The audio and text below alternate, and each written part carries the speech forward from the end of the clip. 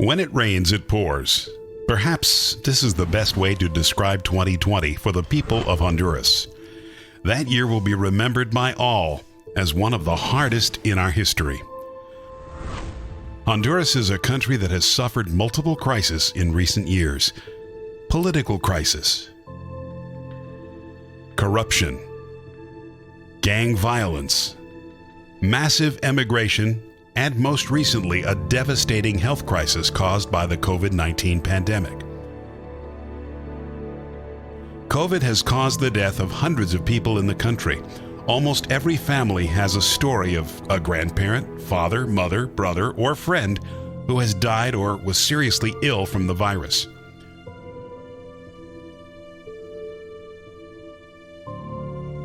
Due to the effects of COVID, thousands of people lost their jobs, which was a devastating blow to an already weakened economy. With infection and death rates increasing and people trying to survive as best they could, we all hoped for a break from the suffering. Then in early November, the country was on alert for the threat of a hurricane.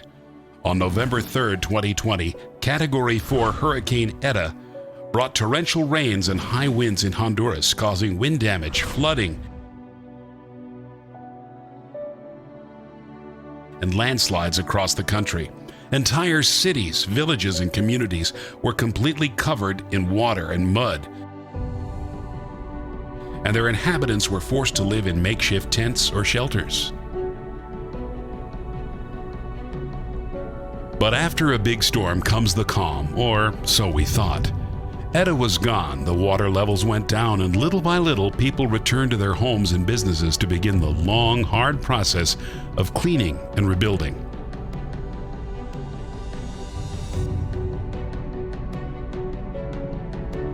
Streets in many towns looked like a war zone. Personal belongings were mixed with large piles of rubble and mud.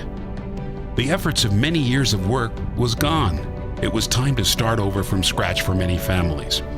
Organizations like Salt and Light began to support the impacted areas with medical brigades, delivery of food and water,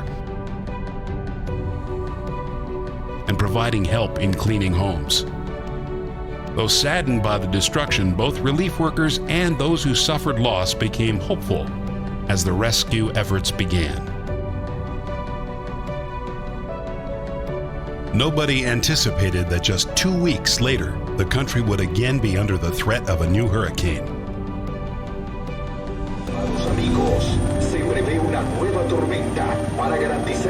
The evacuation alerts started again, but many people decided to stay at home this time. On the night of November 16, Category 5 Hurricane Iota made landfall with winds gusting up to 170 miles an hour, causing even more flooding, mudslides, and wind damage in the communities already vulnerable after Hurricane Eta. Humanitarian efforts experienced great setbacks. Many people were trapped for days on the roofs of their homes waiting for help. Entire communities were cut off and without access to water or food. Older people and those with vulnerable health issues were finally evacuated in helicopters and moved into shelters. Hundreds of families once again moved into makeshift tents on boulevards, under bridges, and in churches and schools that served as shelters.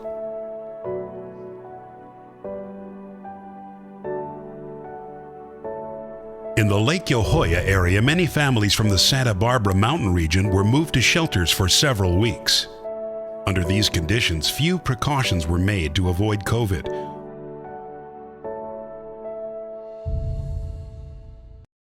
No one seemed to remember that we still had an ongoing pandemic. The two hurricanes left at least 100 dead and impacted almost 4 million people across the nation.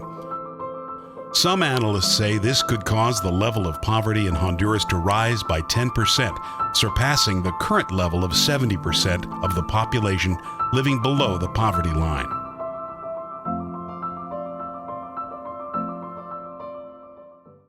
Under these difficult circumstances, some people began to raise their eyes to heaven and say, "Where is God? In whom do we put hope?" The answer for believers is, God is in each one of us, God carries us when we are in crisis. The Lord uses men and women to show His love and mercy, to be His hands and feet in a world in constant crisis. Men and women like those who are part of the Salt and Light ministry. Since the beginning of the pandemic, our staff, board of directors, volunteers, and donors both here in Honduras and in the USA have been working hard to provide humanitarian aid to the most vulnerable people around Lake Yohoya. Our medical clinic has remained open throughout the health emergency, offering medical care at a very low cost and totally free medications to people. Our staff mobilized and provided medical care using both medical brigades and home visits to reach patients at risk. During the most difficult time of the pandemic, Salt and Light Ministry reached many patients with medical care via video calls and delivery of medicines in their homes.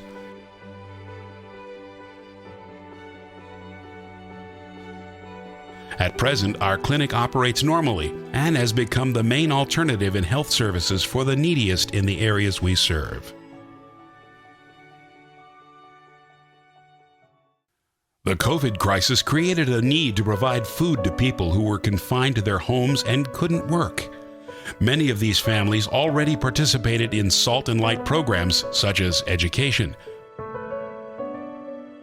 microbusiness, and construction in our impact zones. Salt and Light developed and implemented a plan to provide food for the families participating in our many programs. Our ministry, in alliance with several other local organizations, undertook various initiatives to address the main needs of the people impacted by these storms. These displaced families needed food, water, mattresses, medicine, and clothing.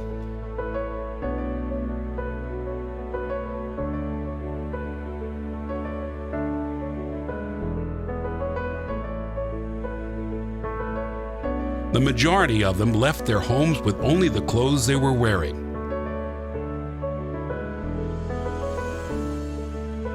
Faced with so many needs and scarce resources, a large number of Salt and Light volunteers undertook fundraising initiatives to meet the needs of the families displaced by the storms. When conditions were favorable for people to return to their communities, the difficult task of cleaning and rebuilding began. Salt and Light has been a part of this endeavor from the beginning. The damage was overwhelming. Many homes were destroyed. Many people had no access to health care or drinking water. People were living in and coping with the mud and smell of dead animals for days. The household income of many families living in rural areas was gone. This threatened the most vulnerable population groups who were already experiencing difficulty getting food and facing a rapid deterioration of their food and security and nutrition. Thanks to the support of our donors, Salt and Light was able to meet multiple needs, such as renting machinery for cleaning homes and streets, repairing homes, providing medical brigades and medicine, the distribution of purified water, distribution of food and cleaning supplies, and many other efforts aimed at the food and health security of these impacted communities.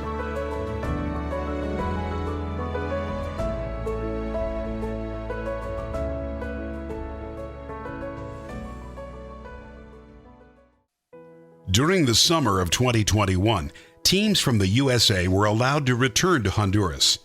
In the hardest-hit villages, the teams worked beside the Honduran people, rebuilding homes destroyed by the storms.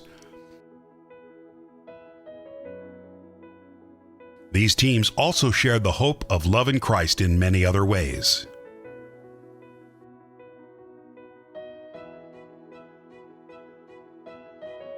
In 2021, Salt and Light is taking the initiative to use the micro-business program as a means to generate work for several families impacted by the hurricanes and the COVID pandemic. The goal is to provide long-term jobs that will generate a sustainable source of employment and income for the years to come. COVID-19 infections are increasing in Honduras this year, adding to the physical destruction and economic crisis from last year's hurricanes.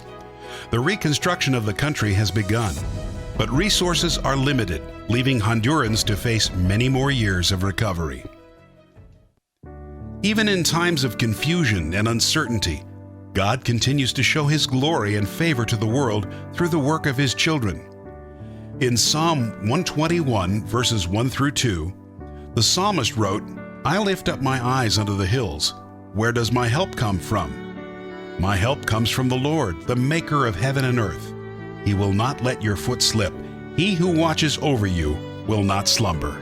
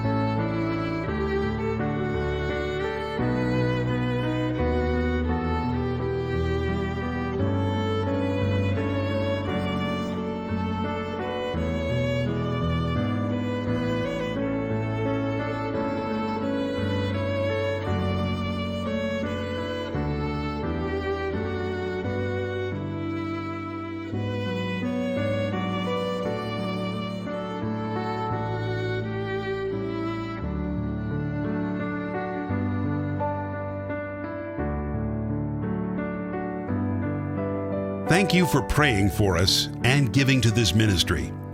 You have made it possible for us to be a response to many who have lost hope, to people who are going through pain and suffering, and who need a helping hand. Your hand. Many blessings.